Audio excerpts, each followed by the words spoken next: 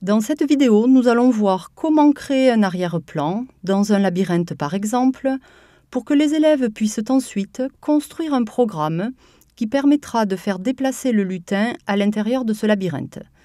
Voici l'arrière-plan que l'on souhaite créer. Nous allons maintenant voir comment faire. Nous voici dans l'interface de Scratch. Nous allons d'abord sélectionner l'arrière-plan de la scène, puis nous cliquons dans l'onglet Arrière-plan. Nous allons mettre cet arrière-plan en couleur. On sélectionne la couleur, jaune par exemple, et avec l'outil remplissage, nous remplissons l'arrière-plan. Ensuite, nous revenons sur notre lutin, nous cliquons sur Script et nous allons lui faire tracer le labyrinthe. On a placé un bloc réinitialisé qui comprend 6 blocs. Le bloc Aléa XY pour donner la position initiale du lutin, s'orienter à 90 degrés pour qu'il démarre en position verticale, effacer tout au cas où nous aurions à recommencer, choisir la couleur, nous avons choisi du blanc, choisir la taille du stylo, nous prenons 50 qui correspondra à la largeur de notre labyrinthe, nous mettons le stylo en position d'écriture et enfin le bloc attendre permettra de voir le lutin au départ. Nous devons maintenant créer le programme qui va nous permettre de tracer notre labyrinthe. Nous avons placé ici une succession de blocs avancés et tournés du menu mouvement ainsi que attendre du menu contrôle. Et nous démarrons.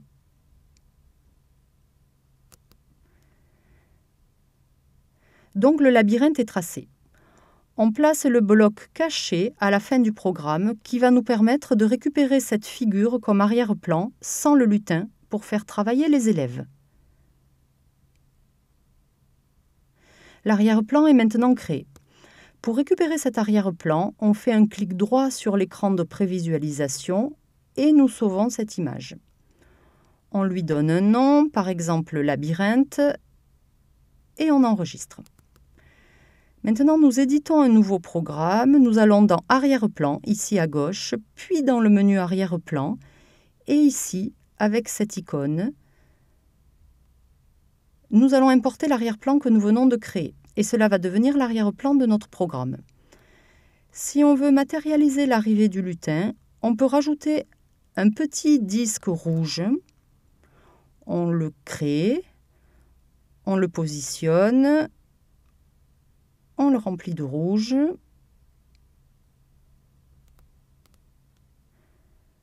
On peut aussi ajouter du texte.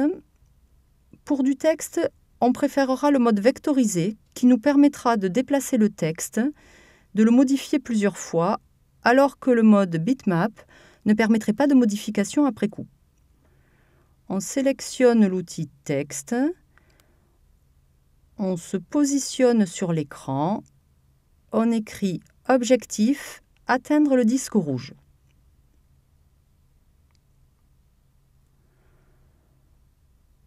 On peut ensuite sélectionner cette zone de texte, la déplacer, on peut changer la couleur